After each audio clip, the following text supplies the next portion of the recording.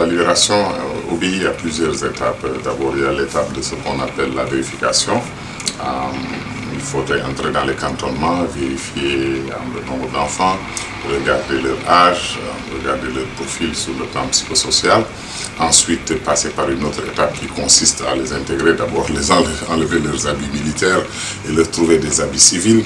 Ensuite, leur faire passer une visite médicale. Et souvent, on a des pathologies comme par exemple des problèmes dermatologiques qui ont des parasites. Et en plus de cela, maintenant nous passons par ce qu'on appelle les centres de transit. Et dans ces centres de transit, on leur donne un appui psychosocial parce que pour l'essentiel, ces enfants ont vécu des formes de violence extrêmes. Soit ils l'ont eux-mêmes commis, soit ils en ont été témoins. Et ça leur met des traumas sur lesquels il faut travailler pour qu'ils se remettent de ces traumas-là.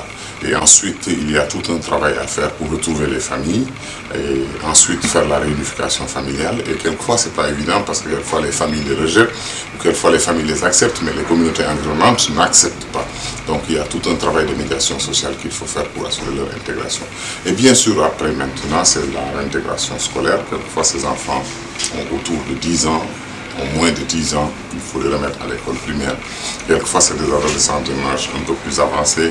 Il faut trouver des opportunités d'apprentissage qui leur permettent d'avoir les compétences nécessaires pour s'intégrer dans la société, à savoir lire, écrire, calculer, mais aussi quelquefois l'apprentissage professionnel qui peut leur donner des activités de subsistance.